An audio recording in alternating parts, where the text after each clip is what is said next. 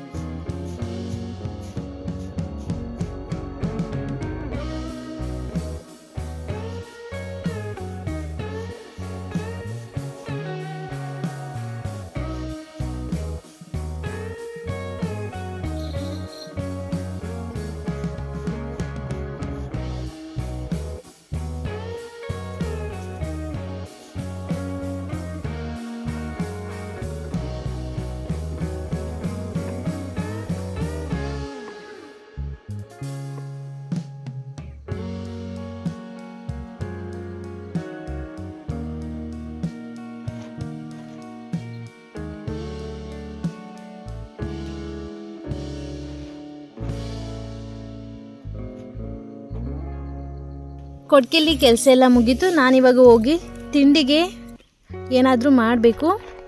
ನಾನಿವತ್ತು ತಿಂಡಿಗೆ ಎಲೆಕೋಸಿನ ಪಲ್ಯ ಮತ್ತು ರೊಟ್ಟಿನ ಮಾಡಬೇಕು ಅಂತ ಅಂದ್ಕೊಂಡಿದ್ದೀನಿ. ಅದಕ್ಕೆ ಎಲೆಕೋಸು ಮತ್ತು ಅದಕ್ಕೆ ಬೇಕಾಗಿರೋಂಥ ಟೊಮೊಟೊ, ಈರುಳ್ಳಿ ಎಲ್ಲನೂ ಸಣ್ಣದಾಗಿ ಕಟ್ ಮಾಡಿಕೊಂಡು ಎಲೆಕೋಸು ಮತ್ತು ಸ್ವಲ್ಪ ಕಡಲೆಬೇಳೆನ ಹಾಕಿ ಅದನ್ನು ಚೆನ್ನಾಗಿ ತೊಳೆದು 1-2 ವಿಷಲ್ನ ಕುಗ್ಸಿ ಸೈಡಿಗಿಟ್ಟು ಪಲ್ಯಕ್ಕೆ ಇವಾಗ ನಾನು ಒಗ್ಗರಣೆನ ಹಾಕ್ತಿದ್ದೀನಿ.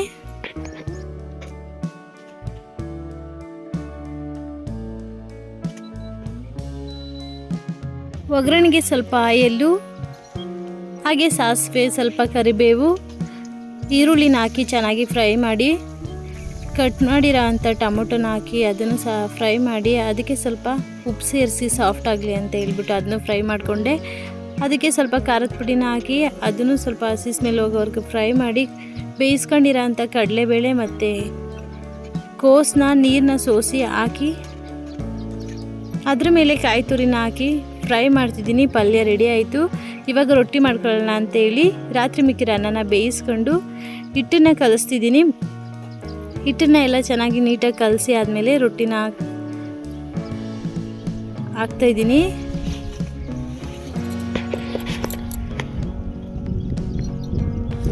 ಇಲ್ಲಿ ಹಂಚು ಕೂಡ ಕಾದಿದೆ. ಒಂದು ರೊಟ್ಟಿ ಹಾಕಾಯಿತು. ಅದನ್ನು ಬೇಯಕ್ಕೆ ಹಾಕಿ ಅದು ಬೇಯೋದ್ರೊಳಗಡೆ ಇನ್ನೊಂದು ರೊಟ್ಟಿ ಹಾಕೋಣ ಅಂತೇಳಿ ಇನ್ನೊಂದು ರೊಟ್ಟಿನೂ ಹಾಕತ್ತಿದ್ದೀನಿ. ಅದು ಬೆಂದಿದೆ. ಅದಕ್ಕೆ ಸ್ವಲ್ಪ ನೀರು ಸವರಿ 2 ಸೈಡು ನೀಟಾಗಿ ಬೇಯಿಸ್ಕೊಂಡು ರೊಟ್ಟಿ ಎಲ್ಲ ಹಾಕಾಯ್ತು. ಇವಾಗ ತಿಂಡಿ ಮಾಡೋಣ ಅಂತೇಳಿ ನನ್ನ ಮಗಳು ನಾನು ತಿಂಡಿ ಮಾಡ್ತಿದ್ದೀವಿ. ಇವಾಗ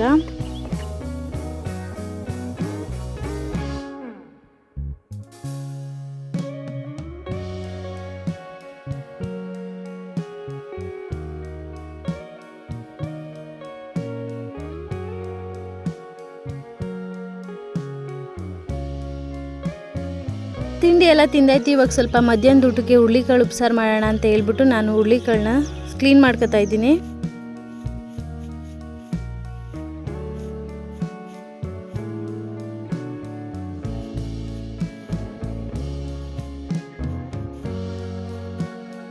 ಇವಾಗ ಒಂದು ಕುಕ್ಕರ್ಗೆ ಕ್ಲೀನ್ ಮಾಡಿರೋಂಥ ಹುರುಳಿಕಾಳು, ಒಂದು ಟೊಮೆಟೊ, ಒಂದು ಚಿಕ್ಕ ಈರುಳ್ಳಿ ಮತ್ತು 4 ರಿಂದ 5 ಬೆಳ್ಳುಳ್ಳಿನ ಹಾಕಿ ಅದನ್ನು ನೀಟಾಗಿ ಬೇಯಿಸಿ ಸೈಡಲ್ಲಿ ಇಟ್ಕೊಂಡು, ಒಂದು ಮಿಕ್ಸಿ ಜಾರ್ಗೆ ಸ್ವಲ್ಪ ಮೆಣಸು, ಸ್ವಲ್ಪ ಜೀರಿಗೆ, ಸ್ವಲ್ಪ ಹುಣಸೆಹಣ್ಣು, ಒಂದು 4 ರಿಂದ 5 ಬೆಳ್ಳುಳ್ಳಿ, ಒಂದು ಚಿಕ್ಕ ಈರುಳ್ಳಿ ಕಟ್ ಮಾಡಿರೋಂಥದ್ದು, ಸ್ವಲ್ಪ ಕಾಯಿ, ಸ್ವಲ್ಪ ಖಾರದ ಪುಡಿ ಹಾಕಿ ಬೇಯಿಸಿರೋ ಅಂಥ ಒಂದು ಟೊಮೆಟೊ, ಈರುಳ್ಳಿ, ಬೆಳ್ಳುಳ್ಳಿ, ಸ್ವಲ್ಪ ಕಾಳೆಲ್ಲ ಹಾಕಿ ರುಬ್ಬಿ ಆ ಮಸಾಲನ್ನು ಸಹ ಒಂದು ಸೈಡ್ ಇಟ್ಕೊಂಡು, ಇವಾಗ ಬೇಯಿಸಿರೋ ಅಂಥ ಕಾಳಿಗೆ ಸ್ವಲ್ಪ ಉಪ್ಪು ಹಾಕಿ ಅದನ್ನು ಇನ್ನೊಂದು ಸ್ವಲ್ಪ ಬೇಯಿಸಿ ಅದನ್ನು ಒಂದು ಬಟ್ಲಿಗೆ ತೆಗೆದಿಟ್ಟು ಅದೇ ಕುಕ್ಕರ್ಗೆ ನಾನು ಸಾಂಬಾರಿಗೆ ಒಗ್ಗರಣೆನ ಮಾಡ್ಕೊಳ್ಳೋಣ ಅಂತೇಳಿ ಆ ಕುಕ್ಕರಲ್ಲಿ ಸಾಂಬಾರನ್ನ ಮಾಡ್ತಿದ್ದೀನಿ. ಅದಕ್ಕೆ ಸ್ವಲ್ಪ ಆಯಿಲ್ ಹಾಕಿ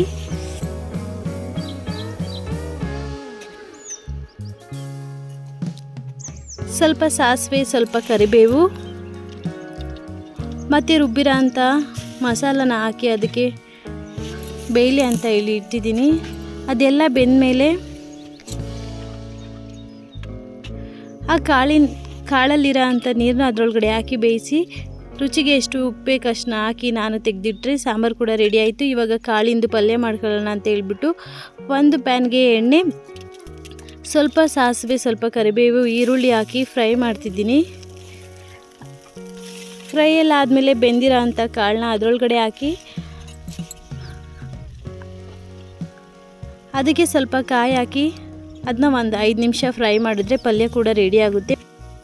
ಅಡುಗೆ ಕೆಲಸ ಎಲ್ಲ ಮುಗಿಸಿ ಸ್ವಲ್ಪ ಕೂದಲಿಗೆ ಮೆಹಂದಿ ಹಾಕೋಣ ಅಂತ ಹೇಳ್ಬಿಟ್ಟು ನೈಟೇ ಮೆಹಂದಿ ಕಲಸಿಟ್ಟಿದ್ದೆ. ಅದನ್ನ ನನ್ನ ಕೂದಲಿಗೆ ಇವಾಗ ನಾನು ಹಾಕ್ಕೊತಾ ಇದ್ದೀನಿ. ನನಗೆ ತುಂಬ 3-4 ಮಂತ್ಸಿಂದ ಸಿಕ್ಕಾಬಟ್ಟೆ ಏರ್ ಫಾಲ್ ಇದೆ. ಅದಕ್ಕೋಸ್ಕರ ನನ್ನ ಬಾಡಿಯಲ್ಲಿ ಏನಾದರೂ ಉಷ್ಣಾಂಶ ಇದ್ದರೆ ಮೆಹಂದಿ ಹಾಕೋದ್ರಿಂದ ಸ್ವಲ್ಪ ಪ್ರಮಾಣದಲ್ಲಿ ಕಮ್ಮಿ ಆಗುತ್ತೆ ಅಂತ ಹೇಳ್ಬಿಟ್ಟು ನಾನು ಇತ್ತೀಚೆಗೆ ಮೆಹಂದಿನ ಯೂಸ್ ಮಾಡ್ತಿದ್ದೀನಿ.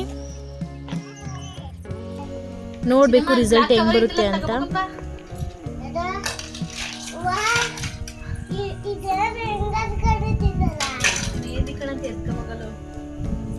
ಒಳಗಡೆ ಐತಿ ಕಪ್ಪು ಕಲರ್ದು, ಬ್ಲ್ಯಾಕ್ ಕಲರ್ದು ಒಳಗಡೆ ಇರೋದು ಅದಲ್ಲ.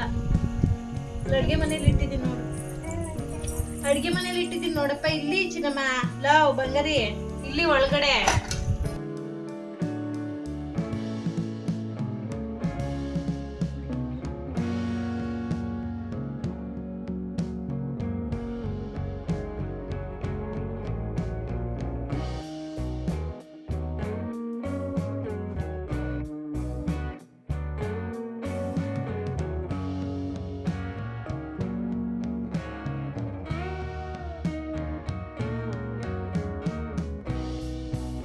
ಹೀಗೆ ಈ ಒಂದು ಲಾಗ್ನ ನಾನು ಮುಗಿಸ್ತಿದ್ದೀನಿ. ನನ್ನ ಚಾನಲ್ಗೆ ಯಾರೆಲ್ಲ ಸಬ್ಸ್ಕ್ರೈಬ್ ಆಗಿದ್ದೀರಾ ಅವ್ರಿಗೆ ತುಂಬ ಹೃದಯದ ಧನ್ಯವಾದಗಳು. ಹೀಗೆ ನನ್ನ ವಿಡಿಯೋನ ನೋಡ್ತಾ ಇರಿ. ಇಷ್ಟ ಆದರೆ ಲೈಕ್ ಮಾಡಿ, ಶೇರ್ ಮಾಡಿ. ಮತ್ತೆ ಮುಂದಿನ ವಿಡಿಯೋದಲ್ಲಿ ಸಿಗೋಣ.